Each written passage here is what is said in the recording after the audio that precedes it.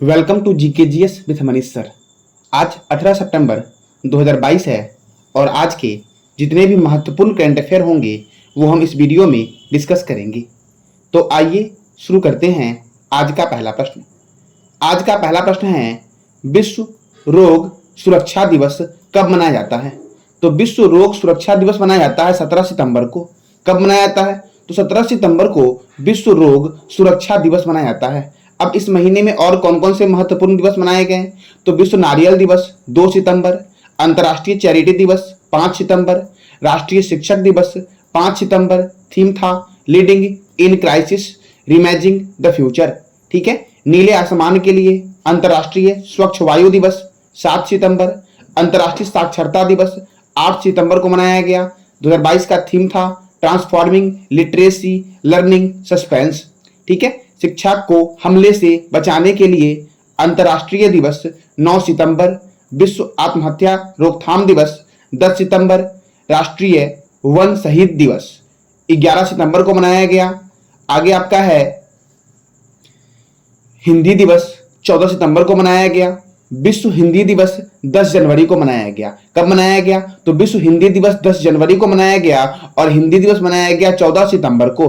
कब मनाया गया? तो 14 सितंबर को मनाया गया।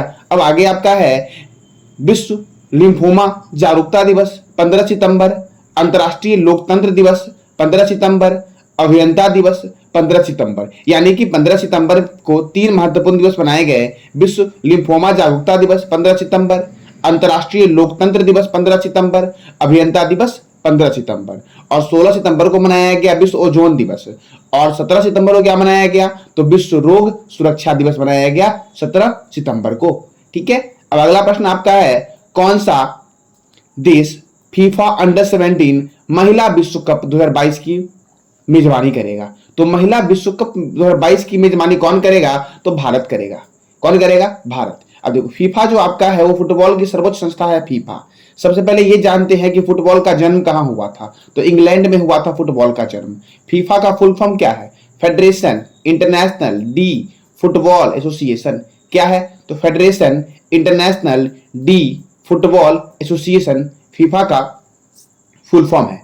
फीफा का मुख्यालय है स्विट्जरलैंड के ज्यूरिख में। कहां पे है? तो स्विट्जरलैंड के ज्यूरिख में फीफा का मुख्यालय है। अच्छा, स्विट्जरलैंड में और किस किस संस्था का मुख्यालय है? तो इसका जवाब देना है आपको कमेंट बॉक्स में कि स्विट्जरलैंड में और कौन कौन सी संस्था का मुख्यालय है। जैसे कि स्विट्जरलैंड में जनेवा है, तो जनेवा में किसका किसका मुख्यालय है आपका? ठीक है। देखो, स्विट्जरलैंड की राजधानी है बर्न और स्विट्जरलैंड को बोलते हैं capital of games. Sorry, Switzerland को बोलते हैं प्लेग्राउंड ऑफ यूरोप। और कैपिटल ऑफ गेम्स जो बोलते हैं आपका, वो इंग्लैंड को बोलते हैं। किसको बोलते हैं? इंग्लैंड को बोलते हैं कैपिटल ऑफ गेम्स। और प्लेग्राउंड ऑफ यूरोप बोलते हैं स्विट्जरलैंड को। ठीक है। फीफा की स्थापना हुई थी 21 मई 1904 को फीफा की स्थापना हुई थी। और फीफा के प्रेसिडेंट है वर्तमान में गियानी इन्फेंटिनो। कौन है? गियानी इन्फेंटिनो फीफा के वर्तमान में प्रेसिडेंट है। फुटबॉल का पहला वर्ल्ड कप जो हुआ था वो 2030 में हुआ था। कब हुआ था? 2030 में हुआ था। ये उरुग्वे में हुआ था। उरुग्वे में हुआ था और उरुग्वे और अर्जेंटीना के बीच हुआ था। ठीक है। 2022 का फुटबॉल वर्ल्ड कप जो होगा वो कतर में होगा। अच्छा, अभी मैंने बताया ना कि 2022 का जो फुटबॉल वर्ल्ड कप होगा अंडर 17 महिला वाला है। वो कौन सा है? तो अंडर 17 U17 महिला वाला जो है वो भारत में हो रहा है। लेकिन जो पुरुष वाला होगा वो कहां पे होगा? तो कतर में होगा। कहां पे होगा? कतर में। 2024 का फुटबॉल वर्ल्ड कप का आयोजन अमेरिका, कनाडा और मैक्सिको में संयुक्त रूप से होगा। कहां पे होगा? तो अमेरिका, कनाडा और मैक्सिको में संयुक्त रूप से होगा। अच्छा, अमेरिका और कनाडा के बीच कौन सी बॉर्डर लाइन है? तो इसका जवाब देना है आपको कि अमेरिका और कनाडा के बीच में कौन सी बॉर्डर लाइन है। ठीक है। देखो, 2018 का फुटबॉल वर्ल्ड कप जो हुआ था ये रूस में हुआ था और ये फ्रांस और क्रोएशिया के बीच हुआ था। Durand Cup, DCM Trophy, Rovers Cup, BS Roy Trophy, Santosh Trophy, Merdeka Cup, Subroto Cup, Ashutosh Mukherjee Trophy, ये जितने भी ट्रॉफी और कप है ये सबका संबंध फुटबॉल से है। फुटबॉल में तो 11 प्लेयर है ही, साथ में हॉकी में भी 11 प्लेयर है और क्रिकेट में भी 11 प्लेयर है। किसमें? तो फुटबॉल में, हॉकी में और क्रिकेट में 11 प्लेयर है। अब देखो, और भी भिन्न भिन्न गेम है जिसमें प्लेयरों की संख्या जानते हैं। तो रग्बी फुटबॉल में सर्वाधिक है 15, बेसबॉल खो खो में 9 है, जिम्नास्टिक में 8 प्लेयर होते हैं, वाटर पोलो में, कबड्डी में और नेटबॉल में 7 होते हैं। ठीक है। वैसे वाटर पोलो में होते हैं 7 लेकिन पोलो में 4 होते हैं। वॉलीबॉल में 6 होते हैं, बास्केटबॉल में 5 होते हैं और पोलो में कितने होते हैं? तो पोलो में 4 होते हैं। कितने होते हैं? तो पोलो में 4 होते हैं। अब देखो अगला प्रश्न है आपका, भारत का पहला लिथियम सेल विनिर्माण संयंत्र भारत के किस राज्य में शुरू हुआ है? तो यह भारत के आंध्र प्रदेश राज्य में शुरू हुआ है। आंध्र प्रदेश जो है यह भाषा के आधार पर गठित होने वाला भारत का पहला राज्य है आंध्र प्रदेश। ठीक है, अब देखो आंध्र प्रदेश की राजधानी है अमरावती। आंध्र प्रदेश की राजधानी क्या है? अमरावती। इससे पहले हैदराबाद थी। ठीक है, आंध्र प्रदेश के गवर्नर हैं विश्वभूषण हरिचंद्रन और यहाँ के मुख्यमंत्री हैं वाईएस जगनमोहन रेड्डी। कौन है? तो वाईएस जगनमोहन रेड्डी जो है वो आंध्र प्रदेश के मुख्यमंत्री हैं। राज्यसभा सीट यहाँ पे 10 है और लोकसभा सीट कितना है? तो 25 है। कितना है? 25 है। राज्यसभा कितना है? 11। सॉरी, राज्यसभा 11 है और लोकसभा सीट कितना है? तो यहाँ पे 25 है। अब देखो राज्यसभा लोकसभा के बारे में मैंने डेली अभी मैं बता रहा हूं आप लोग को, जैसे कि मैंने बताया था कि राज्यसभा का वर्णन जो है वो अनुच्छेद 80 में है, लोकसभा का वर्णन जो है आपका वो 81 में है। किसमें है? 81 में है। संसद का गठन जो किया गया है वो अनुच्छेद 79 में किया गया है। राज्यों के राज्यपाल का वर्णन किसका? तो राज्यों के राज्यपाल का वर्णन 153 अनुच्छेद में किया गया है।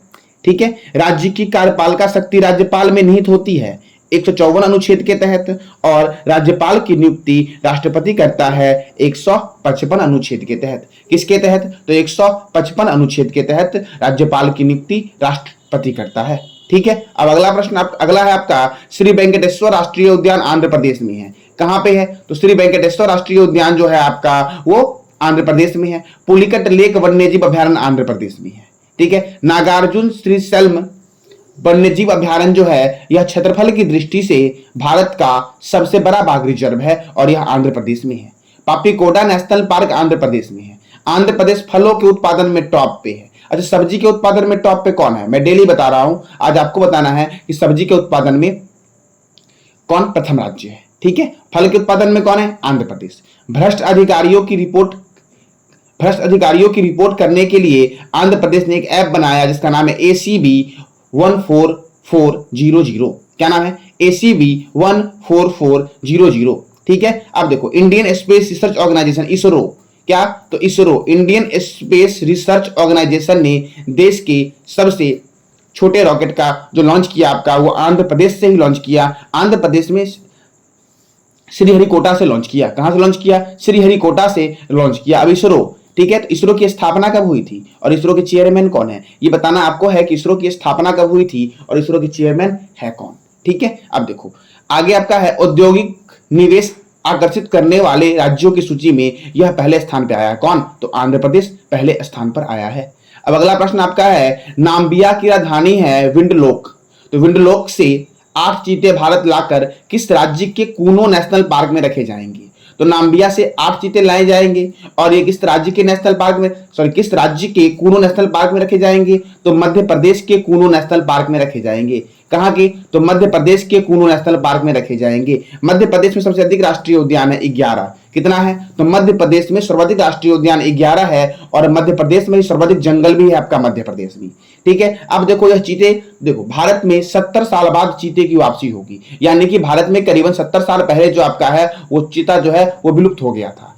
और देखो देश में 1952 में चीते की विलुप्त घोषित कर दी गई थी, यानी कि चीते के विलुप्त घोषित कब किए गए थे? भारत में 1952 में किए गए थे।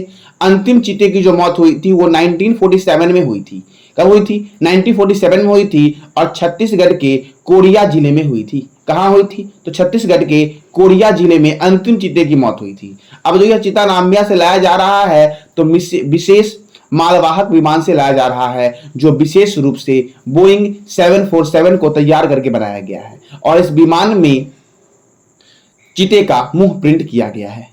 चीते की भूख को मिटाने के लिए कूनो नेशनल पार्क में 181 चीतल छोड़े गए हैं।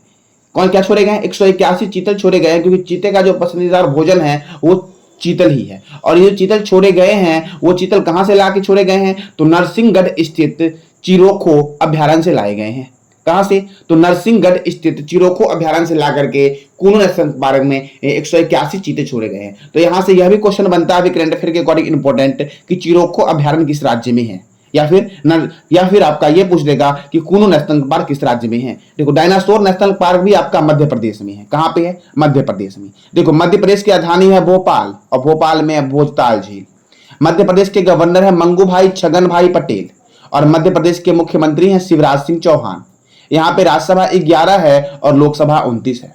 कितना है? तो राज्यसभा 11 है, लोकसभा 29 है। ओंकारेश्वर राष्ट्रीय उद्यान मध्य प्रदेश में है। डायनासोर राष्ट्रीय उद्यान मध्य प्रदेश में है। 17वां भारतीय प्रवासी दिवस का आयोजन जो होगा वो मध्य प्रदेश में होगा, और कब होगा? 2023 में होगा। देवी अहिल्याबाई होलकर अंतर्राष्ट्रीय हवाई अड्डा इंदौर में है, और इंदौर भारत का सबसे स्वच्छ शहर है। राजा भोज अंतर्राष्ट्रीय हवाई अड्डा भोपाल में है। कहां पे है? भोपाल में है। अच्छा, आपको बताना है केम्पेगौड़ा इंटरनेशनल एयरपोर्ट कहां पे है, ठीक है, और जहां पे यह इंटरनेशनल एयरपोर्ट है वहां पे किस संस्थान का मुख्यालय है, यह भी आपको बताना है, ठीक है। देखो, एशिया का सबसे बड़ा बायो सीएनजी प्लांट की शुरुआत जो की गई है वह इंदौर में ही की गई है। सीएनजी का फुल फॉर्म क्या होता है? तो कंप्रेस्ड नेचुरल गैस सीएनजी का फुल फॉर्म होता है। डिजिटल एड्रेस के साथ कौन सा शहर देश का पहला स्मार्ट सिटी शहर बनेगा? तो इंदौर बनेगा, और इंदौर में ही है देवी अहिल्याबाई होलकर अंतर्राष्ट्रीय हवाई अड्डा, ठीक है। अब अगला प्रश्न आपका है, हाल ही में किसने रक्तदान अमृत महोत्सव का शुरुआत किया है? तो यह 15 दिवसीय है रक्तदान अमृत महोत्सव। यह शुरू किया गया है डॉक्टर मनसुख मंडाविया के द्वारा, और डॉक्टर मनसुख मंडाविया जो हैं वो केंद्रीय स्वास्थ्य मंत्री हैं, डॉक्टर मनसुख मंडाविया, ठीक है। अब अगला प्रश्न है, हाल ही में भारत के 76वें शतरंज ग्रैंड मास्टर कौन बने हैं? तो भारत के 76वें ग्रैंड मास्टर जो बने हैं वो कर्नाटक के हैं, प्रणव आनंद। कहाँ के हैं? कर्नाटक की राजधानी क्या है? बेंगलोर है, तो बेंगलोर के हैं प्रणव आनंद, और ये बने हैं भारत के 76वें शतरंज ग्रैंड मास्टर बने हैं। शतरंज को चतुरंगा खेल भी बोला जाता है। शतरंज में जो वर्ग की संख्या होती है वो 64 होती है। देखो, यह चैंपियनशिप जो आपका है इसका आयोजन रोमानिया में हुआ। बेंगलुरु के यह 15 वर्षीय प्रणव आनंद है, ठीक है। भारत के जो पहले शतरंज मास्टर थे वो 14 वर्ष की आयु में बने थे। कौन थे? विश्वनाथन आनंद थे। कब बने थे? तो 1988 में बने थे। कब बने थे? तो 1988 में बने थे। अच्छा, भारत को चीता मुक्त कब, मतलब चीता विलुप्त कब घोषित किया गया था? तो इसका जवाब देना कमेंट बॉक्स में, क्योंकि मैंने भी जस्ट बताया था आपको, ठीक है। अब देखो, 73वें ग्रैंड मास्टर कौन बने? भरत सुब्रमण्यम बने थे, चेन्नई के थे। 74वें ग्रैंड मास्टर राहुल श्रीवास्तव, तेलंगाना के थे। 75वें grandmaster P Pranav, Chennai के अर्थात तमिलनाडु राज्य के हैं ये। और 76वें ग्रैंड मास्टर मैंने अभी जस्ट बताया आपको, प्रणव आनंद, ये कर्नाटक की राजधानी बेंगलोर के हैं। देखो, भारत की 23वीं महिला शतरंज ग्रैंड मास्टर जो बनी वो कौन बनी? तो प्रियंका टक्की बनी। कौन बनी? प्रियंका टक्की। देखो, विश्वनाथन आनंद मैंने जस्ट बताया, विश्वनाथन आनंद भारत के पहले ग्रैंड मास्टर थे, और यह कब बने? तो 1988 में विश्वनाथन आनंद भारत के पहले ग्रैंड मास्टर बने। और कितने वर्ष की अवस्था में बने? तो 14 वर्ष की अवस्था में बने। अब अगला प्रश्न आपका है, हाल ही में किस चिड़ियाघर को सर्वश्रेष्ठ चिड़ियाघर के रूप में मान्यता मिला है? ठीक है, तो हाल ही में किस चिड़ियाघर को सर्वश्रेष्ठ चिड़ियाघर के रूप में मान्यता मिला है? तो यह पद्मजा हिमालयन जूलॉजिकल पार्क, इसको मिला है सर्वश्रेष्ठ चिड़ियाघर के रूप में मान्यता।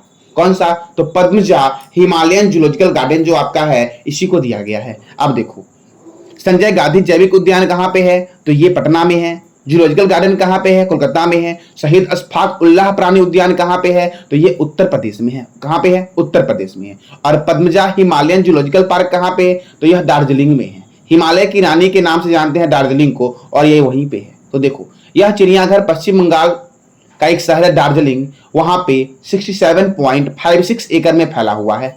यह चिड़ियाघर जो खोला गया था वह 1958 में खोला गया था, और इस पार्क का नाम सरोजनी नायडू के बेटी पद्मजा नायडू के नाम पर रखा गया था। अब ये पश्चिम बंगाल में है, तो पश्चिम बंगाल के बारे में जानते हैं। वेस्ट बंगाल की राजधानी कोलकाता है। गवर्नर है ला गणेशन। मुख्यमंत्री है ममता बनर्जी। लोकसभा सीट है यहाँ पे 42 और राज्यसभा सीट है यहाँ पे 16। बुक्सा नेशनल पार्क, नोरा घाटी national park, Singalila national park और सुंदरवन नेशनल पार्क पश्चिम बंगाल में है। अगर सुंदरवन, तो सुंदरवन वेटलैंड जो है, सुंदरवन आर्द्र भूमि जो है आपका, यह भारत का सबसे बड़ा रामसर स्थल है। अच्छा, भारत रामसर में शामिल कब हुआ था? और भारत का पहला रामसर स्थल कौन सा है? और भारत में कितने रामसर स्थल हैं? इसका जवाब देना आपको कमेंट बॉक्स में। ये सब कितने? देखो, ये मैं बार बार इसलिए पूछता हूं कि आपको याद होगा। इससे आप खुद से करोगे ना तभी आपको याद होगा, तो मेहनत करो, नोट्स खुद का बनाओ, ठीक है। देखो, ढोल उत्सव कहां मनाया गया? तो पश्चिम बंगाल में मनाया गया है ढोल उत्सव। कहां मनाया गया? तो पश्चिम बंगाल में मनाया गया ढोल उत्सव। अब अगला प्रश्न आपका है, भारत का पहला वन विश्वविद्यालय किस राज्य में स्थापित किया जाएगा? तो भारत का पहला वन विश्वविद्यालय जो स्थापित किया जाएगा वो तेलंगाना में किया जाएगा। कहां किया जाएगा? तेलंगाना में भारत का पहला वन विश्वविद्यालय स्थापित किया जाएगा। तेलंगाना की राजधानी है हैदराबाद। तेलंगाना की स्थापना हुई थी आंध्र प्रदेश से अलग होकर के 2 जून 2014 को। तेलंगाना के गवर्नर हैं तमिलसाई सौंदरराजन और यही तेलंगाना के पहले गवर्नर भी हैं। तेलंगाना के मुख्यमंत्री हैं के चंद्रशेखर राव और यह तेलंगाना के प्रथम मुख्यमंत्री भी हैं। पाक कला का शहर के नाम से जानते हैं हैदराबाद को, और हैदराबाद मूसी रिवर के किनारे है। काकतीय रुद्रेश्वर मंदिर यरमप्पा मंदिर को यूनेस्को विश्व धरोहर की सूची में शामिल किया गया है। कोंडा पोचंपा सागर परियोजना तेलंगाना में स्थित है और यह गोदावरी रिवर पे है। कालेश्वरम परियोजना यह भी तेलंगाना में है और यह किस नदी पर है, तो गोदावरी रिवर पे यह है। समकाका सागर सिंचाई परियोजना गोदावरी नदी के ऊपर मुगलू जिले में बनाया गया है। तेलंगाना हाई कोर्ट की चीफ जस्टिस हिमा कोहली है और यह पूरे भारत में एकमात्र महिला चीफ जस्टिस वर्तमान में है। बोनालू महोत्सव तेलंगाना में मनाया जाता है और कानुमा त्योहार जो आपका है यह भी तेलंगाना में मनाया जाता है। तो ये था आज का आपका करंट अफेयर। मैंने कल आपसे पूछा था कि निक्षय 2.0 पोर्टल का संबंध किस बीमारी से है, तो टीबी से है। किससे है? टीबी से है। आज का आपका प्रश्न है जिसका जवाब आपको देना है कमेंट बॉक्स में। हाल ही में भारत के अटॉर्नी जनरल कौन बने हैं, इसका जवाब देना है कमेंट बॉक्स में। और अटॉर्नी जनरल होता क्या है ये भी बताना आपको कमेंट बॉक्स में कि अटॉर्नी जनरल है क्या आखिर। ठीक है, देखो जानकारी अच्छी लगी हो तो लाइक करो, शेयर करो, सब्सक्राइब करो। धन्यवाद।